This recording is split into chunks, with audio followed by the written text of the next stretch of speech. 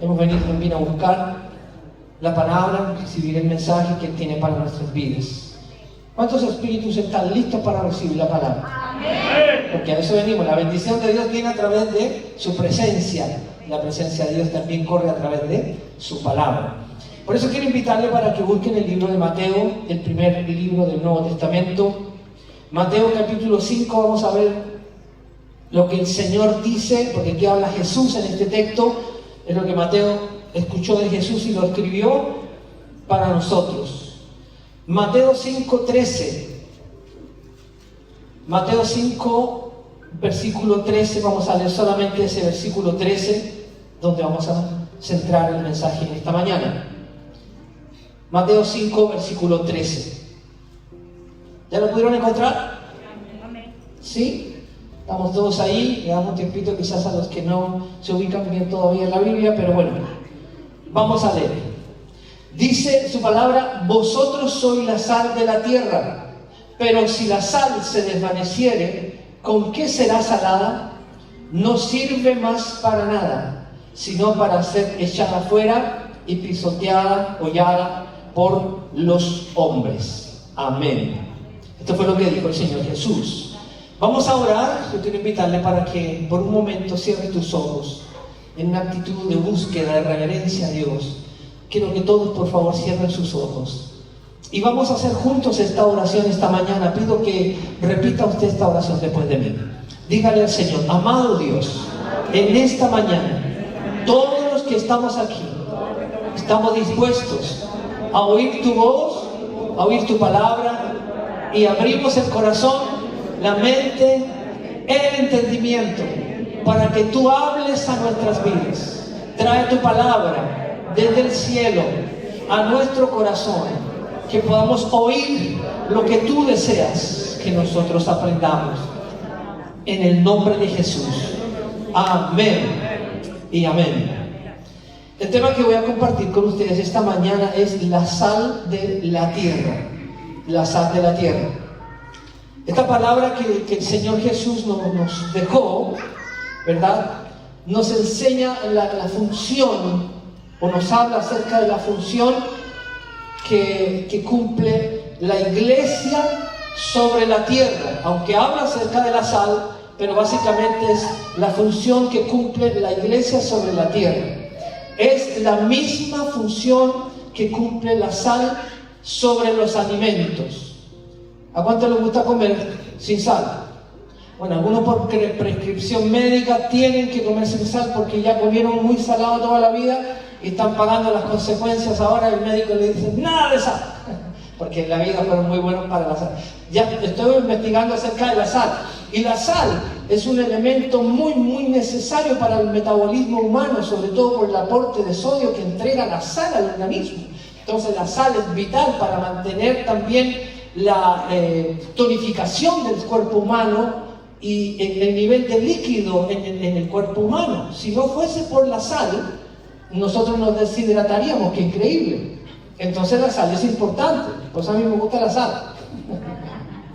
A mí me gusta comer todo con sal. Entonces esta palabra está hablando acerca de aquello, de que la función que cumple la iglesia en la tierra es similar a la función que hace la sal sobre los alimentos. Por eso Jesús dijo: ustedes son la sal de la tierra. ¿Y cuál es esa función? Hay dos funciones, o dos partes de la función que cumple la sal. En primer lugar, darle sabor. Así como la sal da sabor a la comida, la iglesia da sabor en la tierra, da sabor en la tierra. Y la segunda función que cumple la sal es detener la corrupción o la descomposición. Eso es lo que hace la sal. En Job, en el libro de Job, capítulo 6, versículo 6, la parte A, dice: ¿se comerá lo desabrido sin sal? Hace una pregunta. Aquí el que está hablando con Job. ¿Se comerá lo desabrido sin sal? Es realmente terrible comer cosas sin sal. O sea, no es apetitoso comer sin sal. Desabrido quiere decir no tiene sazón, no tiene sabor. Entonces usted y yo disfrutamos mejor los alimentos, o se aprecia mejor el sabor cuando están bien sazonados. No sé si usted ha escuchado los grandes chefs que de repente hablan en la televisión, los expertos en cocina. Y los chefs dicen que una comida desabrida nunca es bienvenida. Una comida se encuentra sabrosa y la persona dice, ¡ay, qué rica está esta comida! Por el nivel de sal que contiene la comida. Entonces ellos saben que jamás una comida se debe poner en la mesa sin sal. Ahora, el que come sin sal va a tener que comer en su casa. Porque ir a un restaurante y pedirle que le preparen específicamente a él un plato sin sal es que tienes que hacerle un plato especial.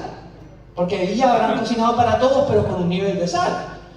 Entonces, bueno, se aprecia todo mejor cuando tiene sal. El azúcar también cumple una función muy importante, pero la sal es de la cual el Señor nos está hablando aquí. Así como Dios hizo la sal para darle gusto a los alimentos, entonces Dios puso a la iglesia para ser la sal de la tierra. Entonces diga conmigo, voy a pedir que se aquieten un poquito, que no se muevan las personas aquí adentro, por favor. Voy a pedirlo. Diga conmigo, nosotros, pero quiero que todos lo digan. Nosotros, la iglesia, somos la sal de la tierra. Vayas imaginando lo que significa ser sal para esta tierra. ¿Y quién es el que disfruta de ese sabor que le da la iglesia a la tierra? ¿Quién es el que disfruta de ese sabor? ¿Aló? Sí. ¿Quién disfruta de ese sabor? Dios. Alguien dijo Dios. Es Dios el que disfruta de que la tierra tenga sal, que la tierra tenga la iglesia. Dios disfruta de que exista cristianos en este mundo. O sea, sin los cristianos, este mundo no tiene gusto, este mundo no tiene sabor si no existe la iglesia, si no existen los cristianos en el mundo. O sea, este mundo no sería algo agradable al paladar de Dios. Este mundo no sería agradable, gustoso para Dios si los hijos de Dios no existiéramos. O sea, Dios ve con buenos ojos a la tierra porque hay creyentes en la tierra. ¿Amén? ¿Cuántos dicen amén a eso? ¿Usted Dios cree que está agradado Dios con la impiedad del mundo? ¿Usted cree que Dios está agradado con el pecado de este mundo? ¿Con la injusticia de este mundo? No, Dios no está agradado de eso. Dios está agradado de la sal. Esto es lo que le da sabor al mundo, pero se lo da a Dios. Entonces, es la iglesia la que hace que Dios tenga misericordia de esta tierra y de nuestras ciudades y de su gente.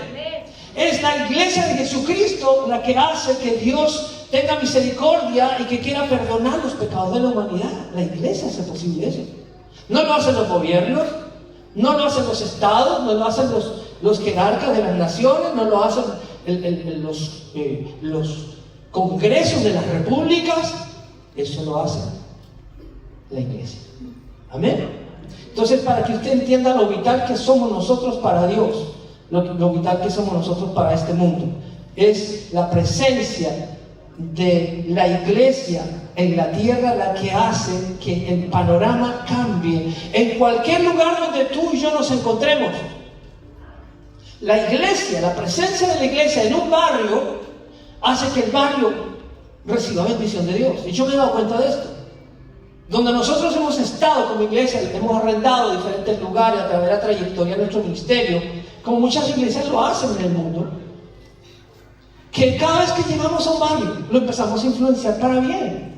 Aunque puedan suceder cosas extrañas alrededor de lo que es la vida de la iglesia, pero hay cosas que ya comienzan a desaparecer y a ser vistas de diferente manera.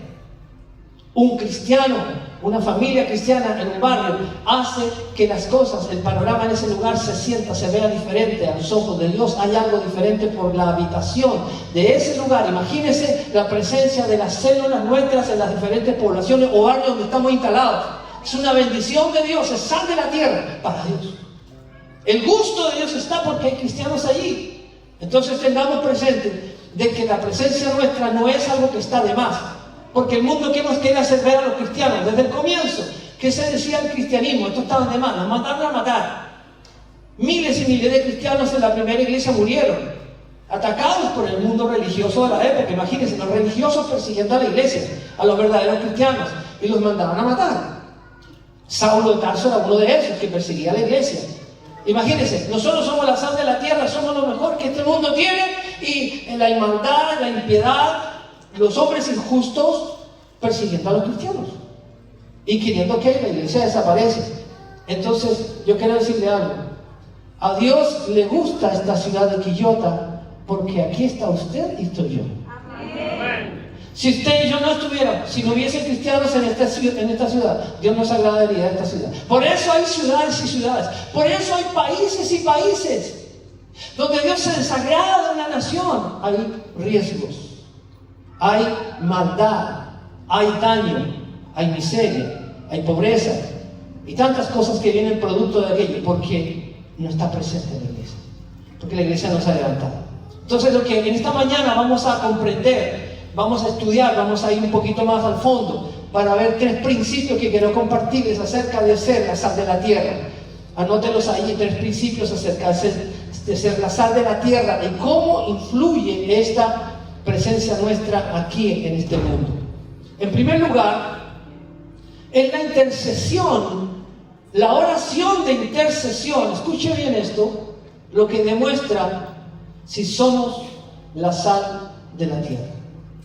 ¿Qué es lo que demuestra si somos la sal? ¿Aló?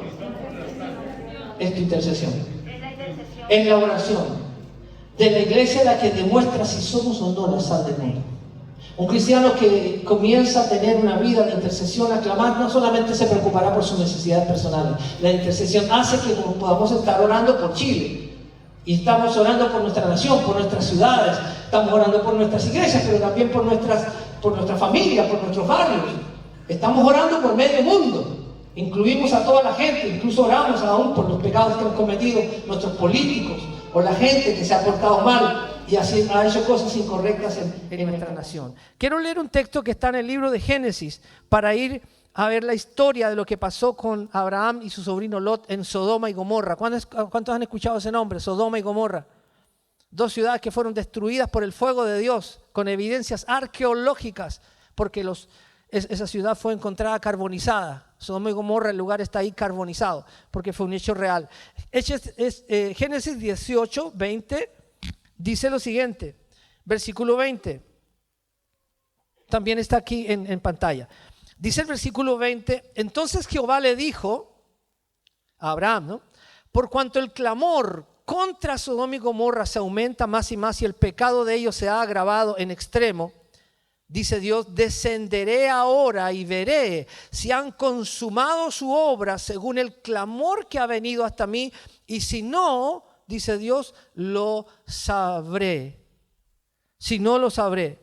Porque Dios conoce la mente, el corazón de las personas, porque Dios conoce las ciudades, Dios conoce a la gente, Dios conoce a la familia. Escuche, Dios conoce la intención de las personas. Dios sabe lo que una ciudad está dispuesta a hacer. Dios sabe lo que hordas de hombres y de mujeres quieren y piensan hacer en una ciudad o en un país. Dios lo sabe. Pero Dios también se mueve para enviar situaciones y juicios que vienen contra los que cometen la maldad. Entonces, Abraham fue un hombre que entendió cuál era la voluntad de Dios para Sodoma y Gomorra. Él supo que Dios había determinado destruir por fuego a esas ciudades por causa de la maldad que se estaba dando allí. Había un pecado que ya no se podía sostener. La inmundicia sexual era terrible, lo que existía ahí. Por eso al pecado de homosexualismo se le llama sodomía, por la ciudad de Sodoma. Porque es un pecado que atenta contra la voluntad de Dios, y muchas generaciones y culturas que usted ha visto desaparecer en el mundo. Y uno dice, ¿cómo desaparecieron culturas completas? La cultura azteca, la cultura maya. ¿Cómo fueron que desaparecieron si eran tan poderosos en el cono sur, desde México, Guatemala hasta Perú? ¿Cómo desaparecieron? Y dejaron las ruinas tiradas ahí, las pirámides y todo. Es que Dios mandó juicios sobre generaciones de culturas que se corrompieron por el pecado moral. Y eso es lo que Dios le comunicó a Moisés. Cuando se junta, escuche bien, el ocultismo, la brujería en una nación o en una ciudad, cuando se junta el sexo antinaturaleza todo lo que es corrupción moral y sexual, cuando se junta la violencia en un lugar o en un sector, donde se junta a eso la idolatría, está hecho el panorama para que Dios envíe juicio. Está listo el panorama para que Dios envíe juicio, ya sea sobre una nación o sobre una persona o sobre una familia. En el versículo 17 de lo que estoy leyendo aquí en Génesis 18, y dice Dios lo siguiente: dijo Jehová, ¿encubriré yo a Abraham lo que voy a hacer? Dios hace la pregunta, ¿le encubriré yo a Abraham lo que yo voy a hacer? Abraham era agradable a Dios, era un hombre de fe, era un hombre de intercesión. Y este hombre, por amar a Dios y por querer vivir lejos, apartado del pecado, en medio de una generación corrompida como en la cual él vivía, entonces Dios dijo, yo no le voy a encubrir a Abraham lo que voy a hacer. Le voy a contar todo lo que, por eso Abraham sabía que venía un juicio. ¿Ok? Pero hay algo más importante que Abraham entendió. Él entendió que si un hombre se levantaba para interceder por una familia o por un lugar, Dios iba a oír ese clamor. Amén. Dios iba a oír el clamor de aquellos que intercedían para que se impidiera un juicio. Entonces, Dios habló de la necesidad, Abraham, de que existieran justos en esas ciudades. Lot, el sobrino de Abraham, que está en ese momento en Sodoma, ese sobrino Lot, dice la palabra que era considerado a los ojos de Dios un justo que clamaba en medio de una generación pervertida. Y eso es lo que nos toca a nosotros vivir. ¿Tú estás en medio de una generación limpia? ¿Tú vives en medio de una nación limpia? La gente practica la pureza, la limpieza. Toda la gente quiere servir a Dios en Chile. Todos quieren amar a Dios y buscar la Biblia. Estamos en un país lleno de corrupción, donde hasta la política, los jueces, los gobiernos, los jefes militares, los jefes de carabineros y algunos otros por ahí se han corrompido. ¿O usted cree que la gente está toda limpia para Dios? Estamos en medio de una generación maligna y perversa, dice, en medio de la cual a ti y a mí nos toca resplandecer. ¿Quién dice amén a eso? Nosotros vamos a resplandecer en medio de una generación que está de esa magnitud. Ahora, cuando llegamos a Jesús, nos damos cuenta y miramos nuestra familia y decimos, wow, mi familia también estaba llena de corrupción. Había malos tratos, había insolencia, garabato, impureza, había maldad sexual, había de todo allí, daño, maltrato físico. Y decimos, bueno, el Señor me está sacando de aquí para yo también poder ser un propulsor de la salvación de mis familiares, una persona que se levante para sacar a mi familia de donde está. A todos nos ha tocado sacar a la familia de la corrupción y decirle a nuestros familiares, ya párenla, acaben con el pecado, vengan a la fe, acérquense al Señor, esto no es una religión. Y porque las personas dicen, no, yo ya tengo mi religión, déjame tranquilo, es que esto no es religión. Cristo no es una religión. Cristo no pertenece a una religión. ¿Cuál es la religión de Jesús? Dígame, ¿cuál es el nombre de la religión de Jesús? Él no tiene religiones, Él es el Señor de señores. Él es el Rey de reyes, Él es el que hizo el universo. Jesucristo es Dios. Y los que le siguen, siguen al Dios verdadero.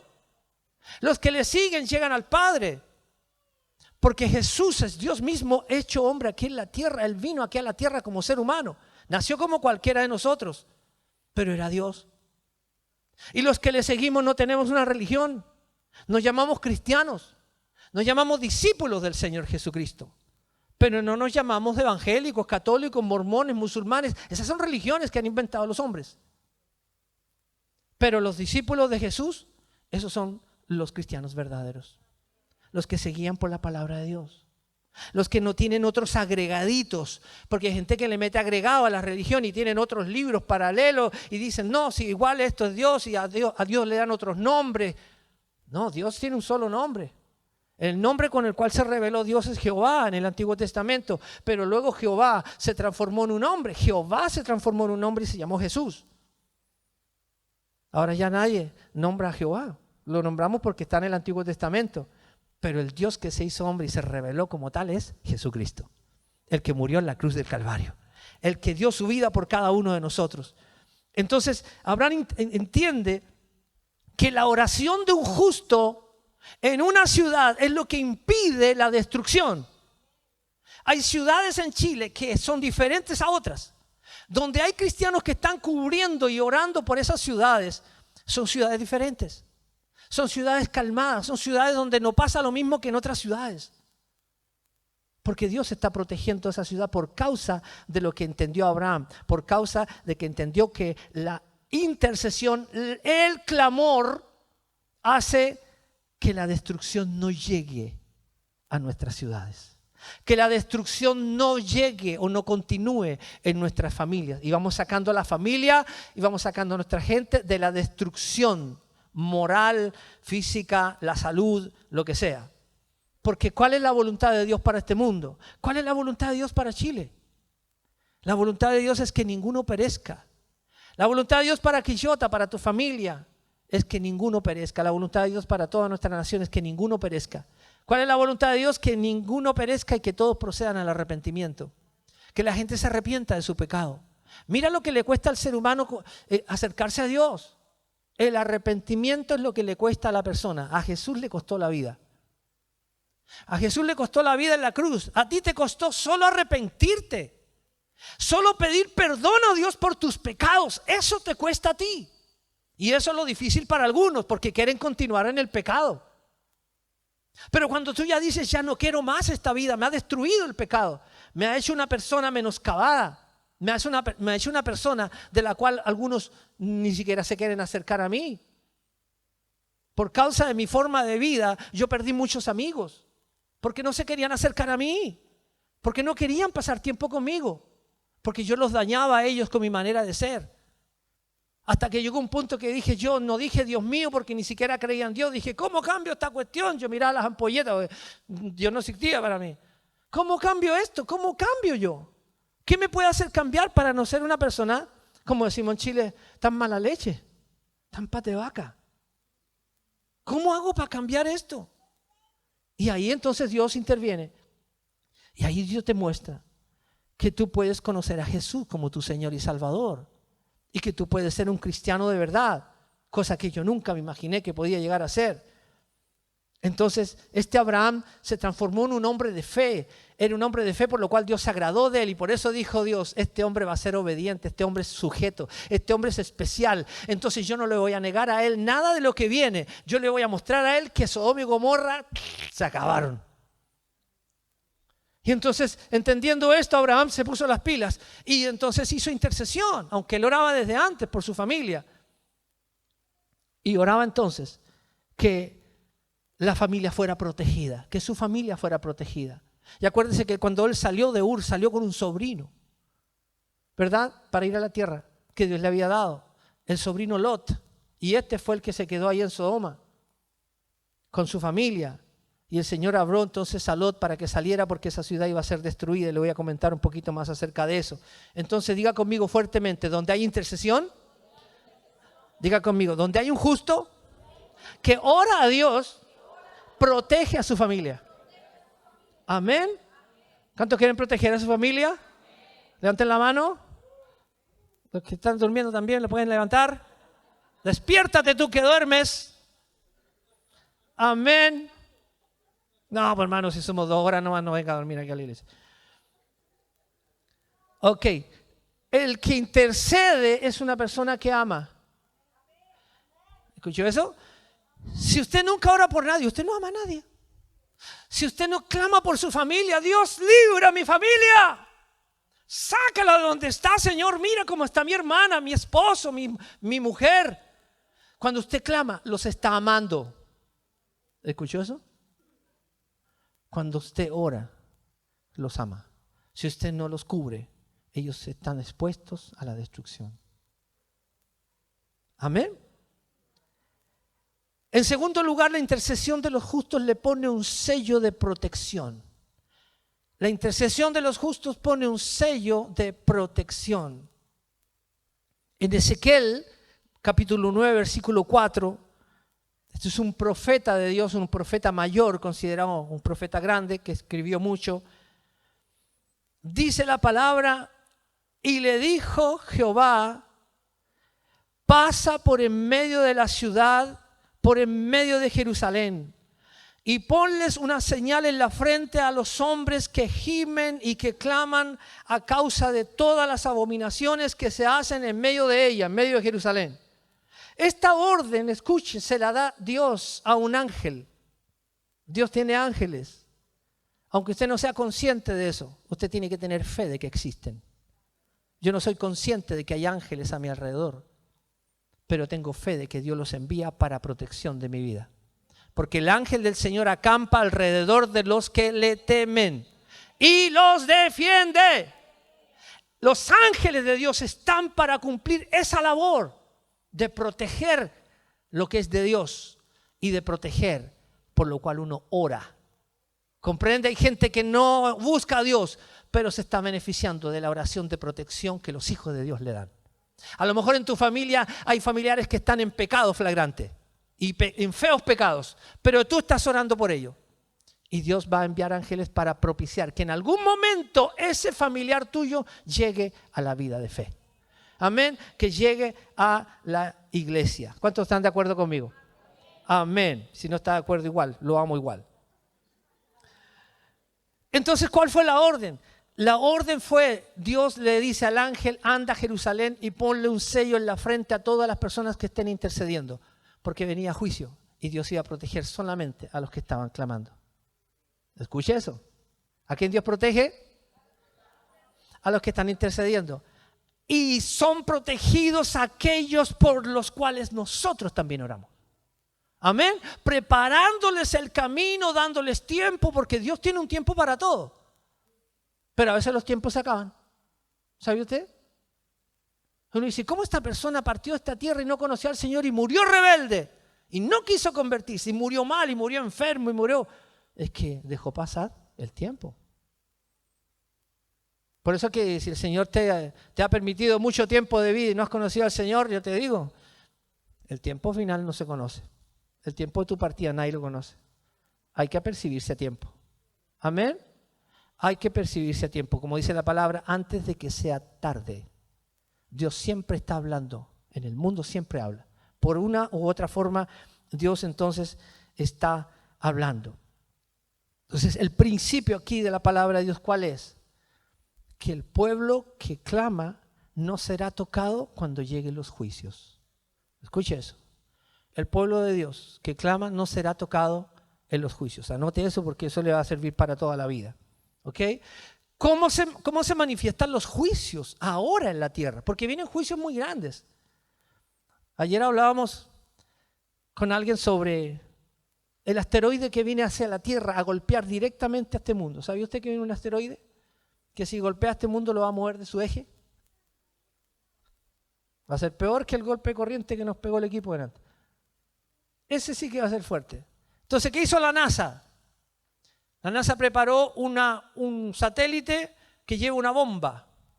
Y esa bomba va a interceptar el asteroide que viene derechito a la Tierra. Lo va a pillar no sé cuántos miles de kilómetros para arriba. Y eso es, ¿cuándo es 24? ¿Ayer? Entonces ya explotó. Ya explotó entonces. La función, usted lo va a ver en las noticias. Si es que no es todavía, la bomba, ¡pum!, va hacia arriba. Da con el asteroide y lo pulveriza. Lo hace explotar. Es una bomba, pero terrible, ¿no? Para hacer explotar un asteroide no es una granada, ¿no? No, es mucho más que eso. Mira lo que está haciendo la gente en la Tierra. Mira lo que ya estamos haciendo. Y una periodista dijo, qué avanzado estamos como mundo, qué increíble. ¿Cuándo íbamos a pensar que nosotros íbamos a hacer explotar un asteroide en los aires, a miles de kilómetros de distancia? Pero ¿sabe lo que dice la Biblia? Que el cielo dejará caer las estrellas así como la higuera deja caer los higos en el verano. Pa, pa, pa, pa, pa, pa. Eso viene al mundo. ¿Esto es para meter miedo? Sí. Es que si tú crees que el mundo va a seguir como está y Dios no va a intervenir para juzgar la maldad de este mundo, estamos equivocados. Porque la maldad de este mundo ha estado ahí, échate pavo, aquí no va a pasar nada, sigamos pecando, sigamos haciendo, tira las leyes de Dios, pasemos a llevar todo lo de Dios, nada nos va a pasar. Espérese un tiempito. Pero los juicios de Dios siempre llegan. ¿Está viendo usted cómo está cambiando el clima en todo el mundo? Los ríos desbordados en todo el mundo. El mar se está metiendo a todas las ciudades grandes, golpeando edificios. ¿Cuándo hemos visto eso? Nunca. Pero eso es solo el comienzo. Eso es solo el comienzo. ¿Es para meter miedo? Sí, hermano. Tenga temor de Dios. Prepárese para lo que viene. Amén. Algunos lo único que quieren es tener plata. Yo te digo, ¿qué vas a hacer con la plata cuando vengan los juicios finales? ¿Qué vas a hacer con la casita hermosa cuando vengan los juicios finales? ¿Qué vas a hacer con el bolsillo lleno de dólares? Una persona se fue para pasar por el hueco, por México, para allá, para Estados Unidos. Porque se quería ir. Juntó como $3,000, lo lleva en el bolsillo. Un cuate se le salió en el camino y le dijo, ¿me das todos los dólares? Y llegó en pelota a Estados Unidos. En pelota llegó a Estados Unidos. Le quitaron las zapatillas, más encima se había ido con unas Nike compradas en Chile de 90 lucas. Llegó a pelar. Sin Nike. No, si la cosa no. Gane plata. Dedíquese a la plata. La palabra de Dios dice que hay un Dios que le compite al Dios verdadero. Ese Dios es un demonio que se llama la avaricia. Y el mundo está lleno de avaricia.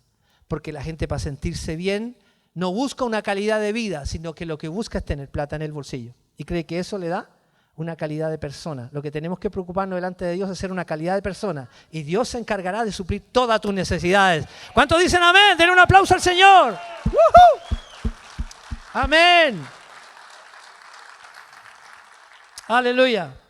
Entonces hay dos cosas que no debemos confundir. Lo que es el juicio, diga conmigo juicio, y lo que es la persecución. Son dos cosas diferentes. La persecución es lo que realiza el malvado contra los justos. Eso es persecución. Lo que hace el malvado contra un justo. Siempre ha sido así. ¿Quién persiguió a Jesús? El justo. Los malvados. Oye, pero ¿cómo tú le puedes decir malvado a la casta sacerdotal del tiempo de Jesús, a los religiosos de la época?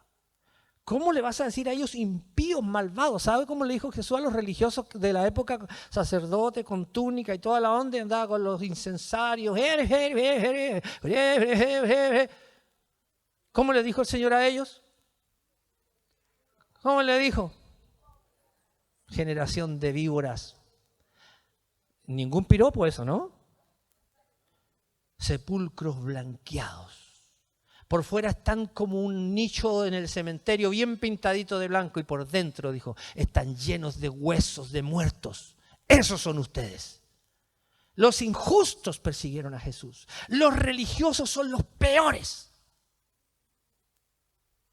Se quedaron todos callados. Los religiosos son los peores, son los que persiguen. ¿Saben quién me ha perseguido a mí? No me ha perseguido la gente no cristiana. A mí me han perseguido pastores que se dicen pastores. A mí me han perseguido gente de iglesias para decir tonteras de mí. Y para juzgar injustamente. Esa gente es la que juzga a los hombres de Dios. ¿Quién ha juzgado a nuestro pastor César Castellano? ¿Han sido los inconversos? No, Señor. Han sido las propias iglesias envidiosas de los hombres de Dios que crecen y que avanzan. Esos son los más peligrosos. Dígale que está a su lado, cuídese de un religioso. Los que se amparan, no, que yo soy evangélico, no, yo soy testigo de Jehová. Uy, digo, me alejo de ahí, como decía mi mamá, aléjate. O golpea la mesa 3 veces, me acuerdo. Eso es la persecución, es eso. Es lo que hace un malvado contra un justo. Pero el juicio es diferente. ¿Sabe lo que es el juicio? Es lo que ocurre en el mundo a causa de la maldad de los hombres. Eso es el juicio. ¿Y Dios puede mandar juicios? Sí, de diferente índole. A una nación vienen juicios de repente. Y lo que puede librar de los juicios es la oración y la intercesión de los justos. El Señor en el año 94, acá en Chile, salió un círculo en el sol tremendo de grande. Y cuando hay un círculo en el sol es probable que vengan terremotos grandes. Usted lo sabe, eso lo dicen los científicos también, aunque es una señal del campo. Pero los científicos dicen a veces resulta. Y vino un círculo en el sol poderoso aquí en Quillota. Y el Señor nos dio una palabra. Y nos dijo en oración, el Espíritu Santo habló. Y nos dijo, viene un tremendo terremoto a Chile. Si ustedes oran, el juicio será impedido. será eliminado. Y empezamos a orar, y empezamos a arrodillarnos, empezamos a clamar, y venía, y lo estaban incluso hasta anunciando por ahí, que venía esa señal de juicio de Dios. Oramos, y el terremoto nunca llegó. Ese círculo en el sol estuvo varios días, acá en Quillota, año 94, 95 más o menos. Entonces, por eso digo que a veces los terremotos, las pestes, el hambre puede ser parte del juicio de Dios. ¿Qué es lo que mandó el Señor a los israelitas cuando se portaban mal? Hambre. ¿Qué tenían que hacer? Emigrar a otros países. Por eso que los judíos llegaron a Egipto. Y allá crecieron y se hicieron esclavos. Pues los egipcios tampoco no le iban a dar cargo así nomás. ¿Verdad? José es el único que agarró el cargo más alto, pero porque Dios se agradó de él. Uno de los 12 hijos de Israel, ¿verdad? De Jacob. Entonces, Dios tiene que emitir juicios cada cierto tiempo. Pero hablando de la persecución, cuando Mateo, en el capítulo 5 también, un poquito más adelante de lo que hemos leído, o más atrás, ahí en las bienaventuranzas, Mateo 5:10, dice, son bienaventurados los que padecen persecución por causa de la justicia, porque de ellos es el reino de los cielos. Y luego el 11 dice, bienaventurados sois cuando por mi causa os vituperen y os persigan, y escuchen lo que dice aquí, y les digan toda clase de mal contra vosotros mintiendo. Diga conmigo, eso es persecución. Eso es persecución. Pero dice, bienaventurado eres si eres perseguido. Una vez un grupo de personas estaba hablando mal de mí y una persona de mi iglesia lo escuchó. Y dijo, no puede ser, mi pastor no es así. Y vino donde mí. Y vino donde mí y me dijo, pastor, estas personas que no eran de acá, ¿no? Están hablando de usted cosas aquí y allá, están diciendo esto y esto. ¿En serio? Le dije, sí, eso dicen de usted. Le dije, no te preocupes, le dije yo. Yo soy bienaventurado si dicen cosas de mí, mintiendo. Ojalá no lo digan de verdad. El pastor de la familia tanto, esos que van a la iglesia son sinvergüenza. Pero si es verdad, tuki tuki lulú. Como dicen los colombianos. Tuki tuki lulú. Pero si es mentira, lo que hablan de nosotros, ¿cuántas mentiras hablaron de Jesús? Que era brujo, que echaba fuera a los demonios por el poder de Satanás, que estaba yendo contra la ley de Moisés. Imagínate, Jesús peleando contra Moisés, que ya había muerto hace miles de años. Imagínate a Jesús hablando mal de Moisés. Jesús vino a confirmar, Moisés habló de él. Moisés habló de él. Qué tremendo. Entonces, eso es lo que sucede en medio de los juicios. Nosotros somos bienaventurados. O sea, para mí es un privilegio que hablen mal de mí, mintiendo. Si alguien inventa una tontera, digo, bienaventurado, ¿sabes? Así que, si quiere hablar de mí, hable, pero el juicio le va a llegar a usted. ¿No, verdad que sí? ¿Verdad que sí? Hay personas que se levantan, son deslenguados para hablar de los pastores y de la autoridad de Dios. Y más encima hablan mal de los que les bendicen. De los que les bendicen. ¿Cómo puede usted hablar en contra del pastor que le bendice a usted? O del líder que te dirige a ti. El que te bendice y tú hablas en contra de él. Tú te estás poniendo a un juicio. Tarde o temprano ese juicio cae. Tarde o temprano, entre las 4:30 y 5 te va a llegar. Es que estamos hablando la palabra. Yo soy bienaventurado si alguien habla mal de mí. Usted es bienaventurado si alguien te persigue por causa de tu fe.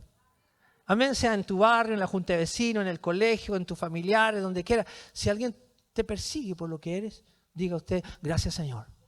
Y usted quédese callado, no hable mal de ellos, no le diga, van a ver nomás. No.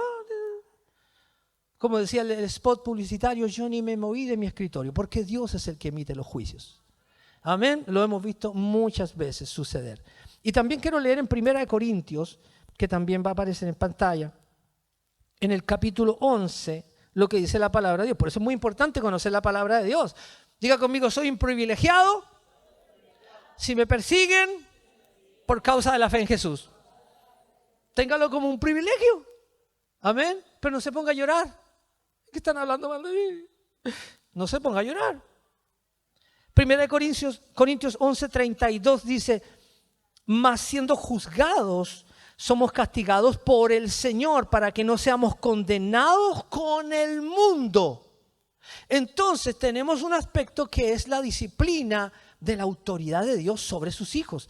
Yo le digo, ¿Dios tiene autoridad sobre nosotros como padre para disciplinarnos? ¿Usted le daría permiso a Dios para que le disciplinara? Usted le puede decir al Señor, Señor, cuando tú quieras disciplinarme porque a lo mejor estoy enchuecando mi camino, me estoy torciendo, Señor, haz algo para impedir. Porque cuando Dios interviene con una disciplina, lo que evita es que tú no seas condenado con el mundo. Que no te venga lo que al mundo le viene, porque al mundo le vienen una y otra cosa. Entonces, para que no seas condenado con los impíos, entonces Dios usa disciplinas. Porque algunas personas dicen, no, Dios no castiga. Lea la Biblia. ¿Qué padre es el cual dice no castiga, no corrige a un hijo? Dice, si Dios no lo hiciera, ustedes serían bastardos y no hijos. Lo dice Hebreos. Amén. Yo no quiero ser un bastardo. Un bastardo es uno que no tiene papá. Uno que nadie le dice nada, nadie lo formó, nadie lo educó. Pero llegamos a la fe y el Señor nos va a educar. Amén. Y te va a tener que disciplinar y enseñar vías diferente a las cuales tú has vivido, porque la vida que has llegado a vivir es por causa de que nadie te dijo nada. O si te la dijeron, tú eras un rebelde y pasabas por arriba de la orden de tu papá, de tu mamá, del profesor, ni los carabineros. A mí ni los carabineros me paraban. En tiempo de dictadura me perseguían para cortarme el pelo. Así era Chile en la década del 70.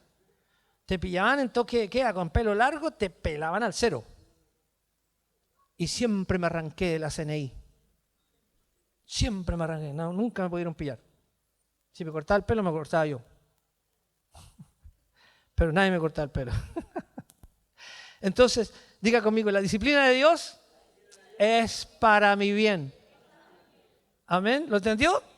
Si estás pasando por alguna etapa de disciplina, que hay cosas que Dios te las retiene. ¿Sabe cuándo son disciplina? A veces cosas que Dios te retiene, que no te viene todo aquello que tú anhelas y el Señor te pone un freno. Y es porque hay cosas incorrectas que hay que cambiar. Porque algunas personas piensan que no hay que cambiar nada. Dios tiene que cambiar cosas en nuestra vida. Y entonces cuando viene disciplina es para que se evite todo juicio en nosotros, que no vengan juicios y que no venga ningún tipo de condenación a nuestra vida.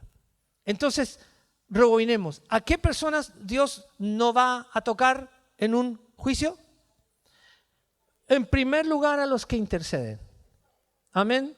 Por eso, si a usted no le gusta orar ni interceder, y cuando decimos vamos a conectarnos a la intercesión y usted pudiendo no lo hace, usted está cometiendo un gran error.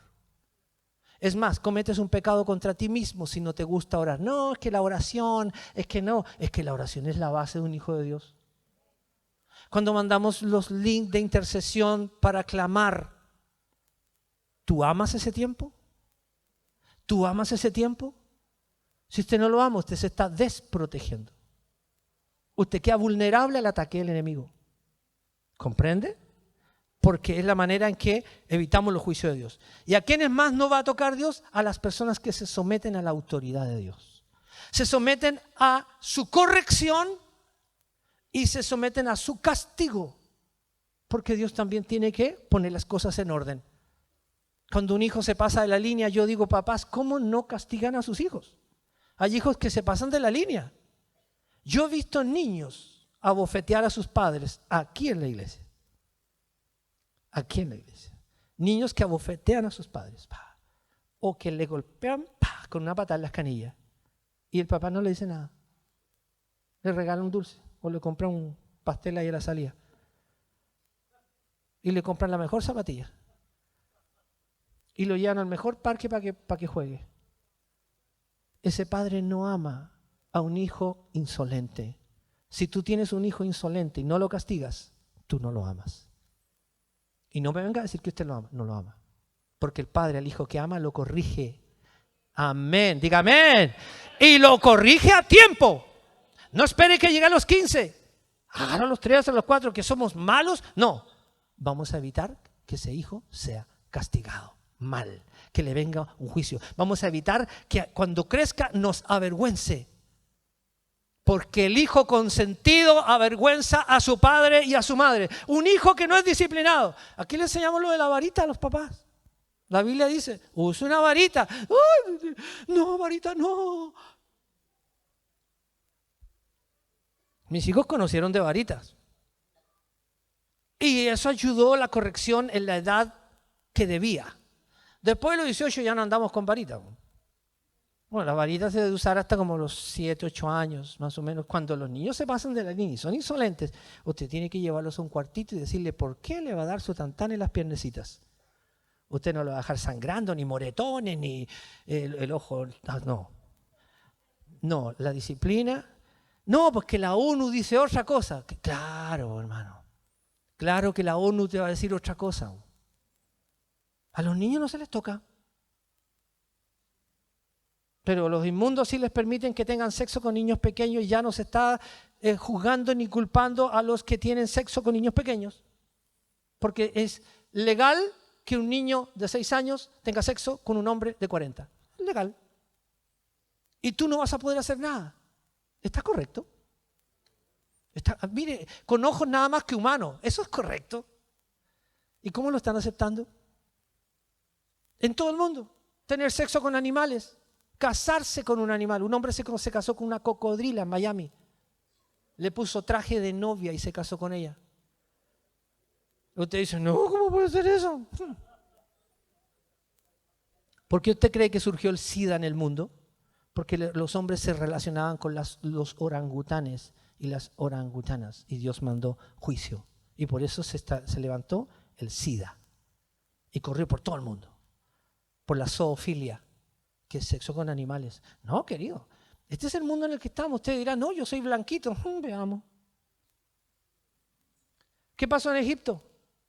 Cuando los juicios de Dios se establecieron contra Egipto. ¿Se acuerda? El Señor le dice a Moisés, dile a Faraón que deje ir a mi pueblo en libertad, 3,5 millones de judíos, que salieran en libertad y los dejara ir de la esclavitud en la que estaban. 400 años esclavos, no era poca cosa, ¿no? Y Faraón se negaba. Decía sí en un momento, después decía no. Y se negaba. Y los judíos, Dios le había dado ya la autoridad a Moisés para que sacara a los judíos de Egipto, de la esclavitud. Escuche esto. Vinieron 1 juicio, 2 juicios, 3 juicios, plagas. Usted conoce, rana, piojo, bueno, agua con sangre, 10 plagas. La última plaga, todos los primogénitos de Egipto iban a morir.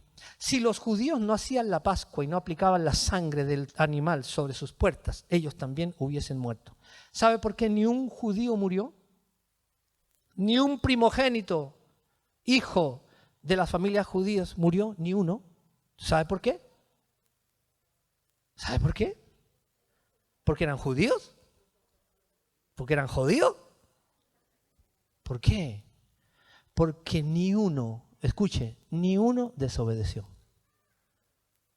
Por eso no murió ni un judío, ni uno desobedeció.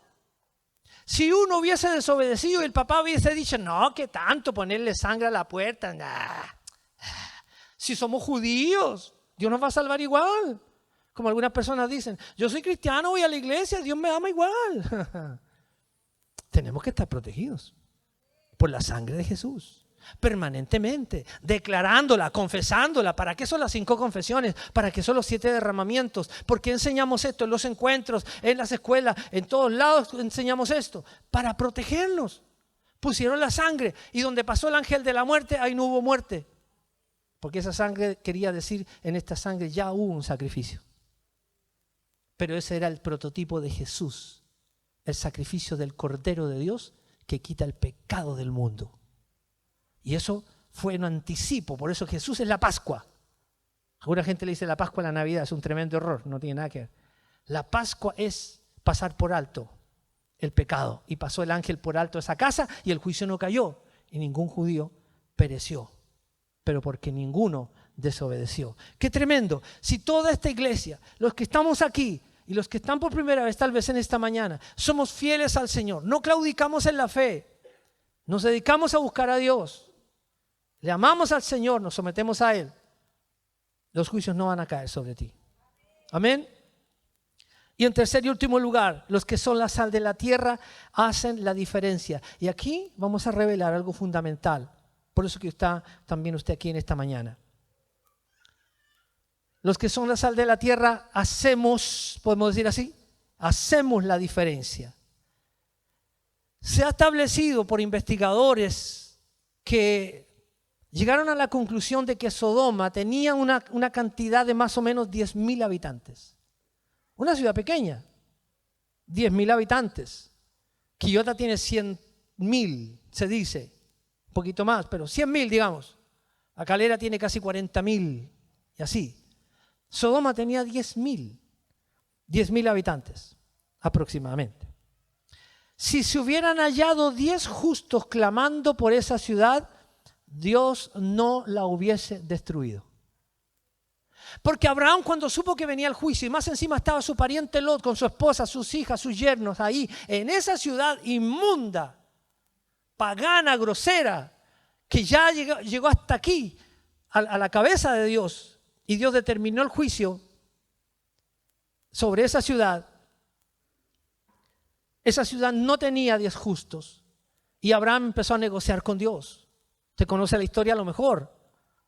Y le dice, Señor, no te enojes, Señor, pero si hubieran 50 justos en esta ciudad, ¿tú igual la destruirías? Porque Abraham conversaba con Dios. Y el Señor le dijo, si hubieran 50 justos, yo te digo, no la destruyo. Ah, qué bien, dijo Abraham. Y como sabía que ahí no habían justos que intercedieran, escuche esto, volvió a hablar con el Señor. Señor, disculpa otra cosita. ¿Y si hubieran 45? ¿La destruirías? El Señor le dice, por 45 no la destruyo. Ah, bueno, Señor. Señor, disculpa otra preguntita. ¿Y si hubieran 30 justos, tú la destruyes? No la destruyo. Por 30 justos no la destruyo. Dijo Abraham. Y él miraba la ciudad y veía cuántos justos habían. Él decía, no me alcanza para que esta cuestión no sea destruida. Señor, Señor, ¿y si hubieran 20? ¿La destruirías? Le dijo, ¿por 20? Si hubieran 20, le dice el Señor, no la destruyo. 20 no la destruyo. ¿Qué hago? ¿Salgo a evangelizar? ¿Para ganar gente? ¿Para que viva en la universidad de la vida? No me voy a demorar mucho, son 9 semanas. No alcanzo. Señor, la última vez que te molesto. ¿Y si hubieran 10 justos, la destruyes? El Señor le dijo, si hay 10 justos, no la destruyo. ¡Wow!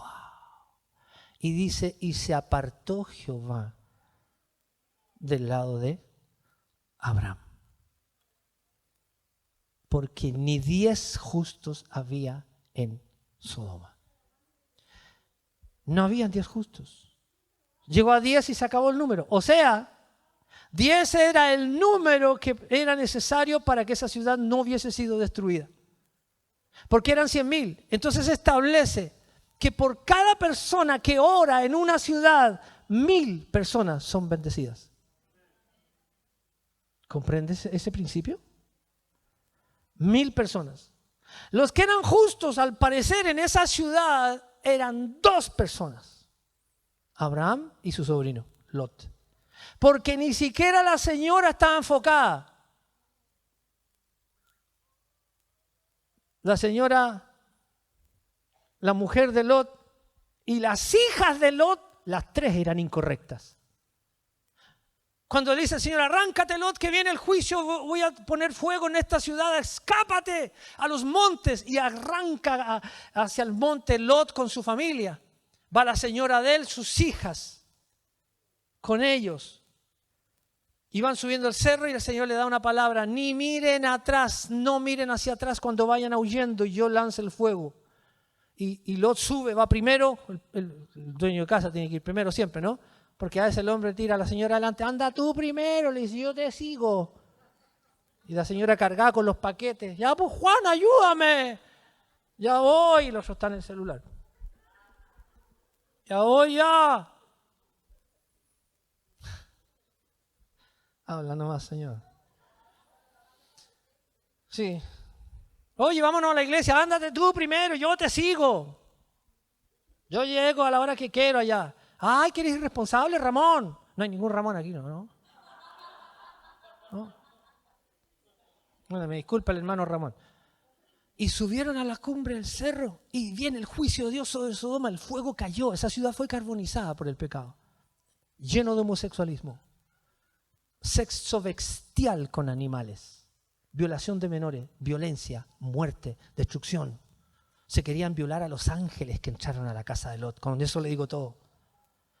Querían violar a los ángeles porque los vieron hermosos. Ángeles que se personificaron en la casa de Lot para decirle, oye, tú vas a ser librado de este fuego que viene. Sácanos los ángeles, están todos curados afuera, que los vamos a conocer. Querían violarlo.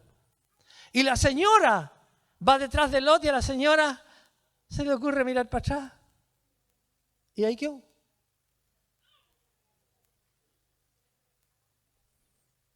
Se convirtió en estatua de sal. En estatua de sal. Estamos hablando de ser la sal de la tierra, ¿no? Pero esa señora, nadie pudo sacar sal de ella para la comida, nunca. Era una mujer incorrecta. Por eso, ojo con esto. En una familia puede haber un esposo correcto y una mujer incorrecta. Diga, wow. Y pueden haber hijos e hijas incorrectas. Las dos hijas de Lot eran incorrectas. La mamá se convirtió en estatua de sal, murió. Y murió para toda la vida. ¿Usted sabe que cuando alguien muere, muere para toda la vida? Algunos no creen en eso. Si tú mueres, mueres para toda la vida. Y las dos hijas cuando se vieron ya solos, ya abandonaron ese sector y se fueron con el papá. Las chicas dijeron, curemos, embriaguemos al papá para que saquemos descendencia, porque nuestros esposos murieron en Sodoma, se quisieron quedar allá y fueron calcinados.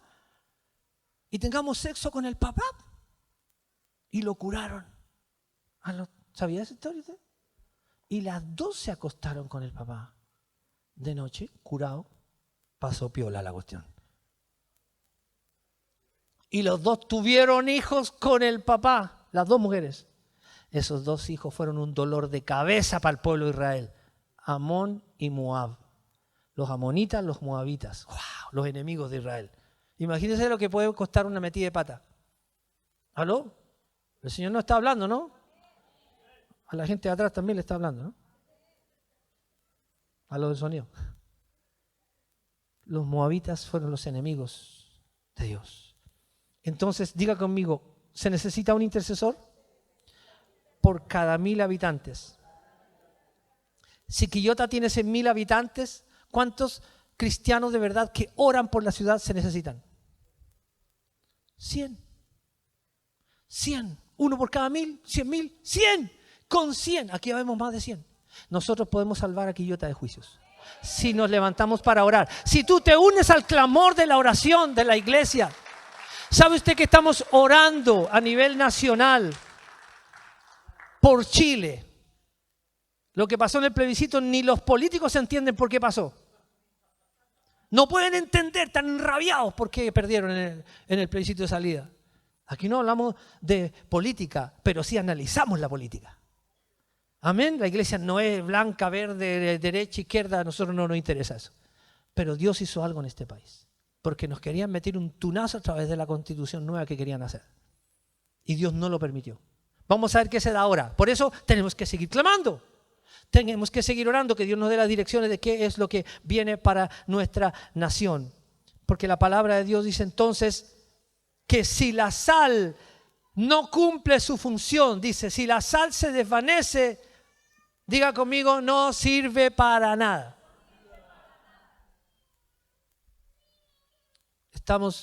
Es hora de tener hambre. Como decía un pastor amigo mío. Nadie tiene hambre, ¿cierto? ¿Puedo seguir? Porque empezamos tarde, porque con lo de la luz y todo eso, media hora más estamos listos. Si la sal no cumple su función, haga así conmigo. ¿Para qué sirve sal? Imagínate tomar sal en la mano que sea como ripio, que no tenga sabor. Ripio blanco. Piedrecillas blancas, sin sabor. ¿De qué sirve? Dice, para lo único que sirve es para tirarla al camino ese y para que los hombres la pisoteen. Sea hollada por los hombres. O sea, para hacer caminos. ¿Usted sabe que hacen caminos con elementos que son así, duros? ¿Verdad? Bueno, para eso sirve una sal que no tiene sabor. Entonces, si un cristiano no quiere orar, no le gusta la oración, querido, usted no puede ser un buen cristiano. Usted no es una persona que ama a su familia. Hay personas que no están inquietadas porque su familia no llega a la fe y están tan felices porque el hijo está en la universidad y va a sacar un título. Y están tan felices porque el hijo gana $1,5. ¿Sabe cuánto gana una termita? Entre $1 y $1,5, porque es termita.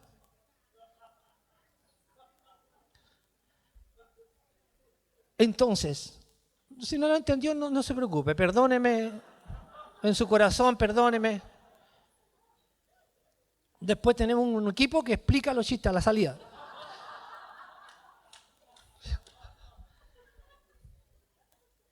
Entonces diga conmigo, somos embajadores. Somos embajadores. ¡Qué tremendo! Somos embajadores del reino de los cielos aquí en la tierra.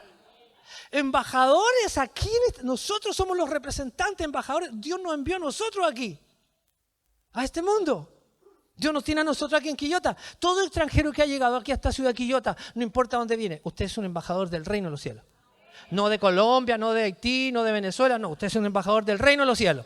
Amén. Así se tiene que considerar un hijo de Dios, un embajador del reino de los cielos. Y sabe usted que con eso voy a terminar, cuando hay algún conflicto bélico que se avecina a una nación, la nación que tiene un embajador en esa nación, ¿qué es lo que hace cuando viene una guerra? Retira a los embajadores, porque viene una invasión. Hay naciones que están retirando sus embajadores de ciertos países porque se viene una guerra, hermanos, de miedo, de miedo. Rusia le declaró la guerra a la OTAN. ¿Sabía usted? Y amenazó con bombas nucleares. ¿Las tiene? Sí. Las más grandes del mundo las tiene Estados Unidos y Rusia. Así que imagínese lo que significa esa amenaza. Imagínate lo que significa esa amenaza de que venga una invasión nuclear. Entonces, quiero dejar esta sentencia con ustedes. Cuando Dios saque a sus embajadores de esta tierra, que somos nosotros, es porque el juicio final habrá llegado. Porque el juicio que viene no es para la iglesia. El juicio es para los impíos, los que se han rebelado contra Dios. Para ellos viene el juicio. Pero Dios dice que va a evacuar la iglesia, va a sacarla de este mundo. Y eso se llama el arrebatamiento de la iglesia. Está escrito en varias partes de la Biblia. No vamos a detallar sobre eso hoy. Pero viene el rapto de la iglesia. Dios sacará a su iglesia. Sacará a sus embajadores en un solo momento, dice la Biblia, en un abrir y cerrar de ojos. No quedará ni un cristiano en esta tierra. Dice, la esposa quedará sola en la cama porque el esposo se fue y ya la perdió. El esposo se quedará solo porque el Señor levantó a la esposa, si es que no están convertidos los dos. Dice, 2 estarán segando en el campo, el uno será quitado, el otro será dejado. Están conversando los dos, están sacando palta.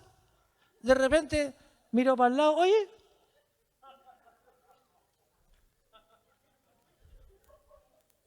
y no está el compañero. ¿Por qué? Porque ese compañero que se fue era cristiano.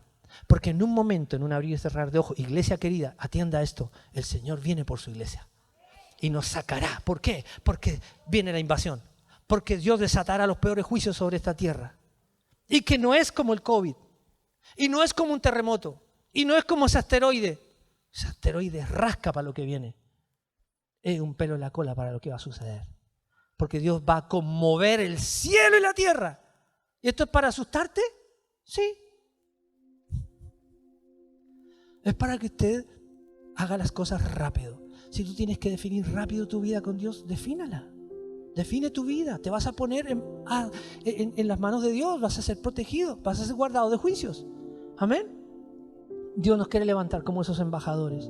Yo le hago la pregunta a ustedes en esta mañana. ¿Cuántos de ustedes quieren ponerse como aquellos que seremos la sal de la tierra? Los que vamos a hacer el agrado de Dios. ¿Cuántos quieren ser personas de oración y de clamor? No que le hacen el quite a la oración. Usted está desprotegiendo a su familia. Si se quiere levantar como un intercesor en esta mañana, yo voy a pedir que los que quieren ponerse en esa condición de proteger su familia, la ciudad, la nación, pónganse en pie, porque yo voy a orar por ustedes.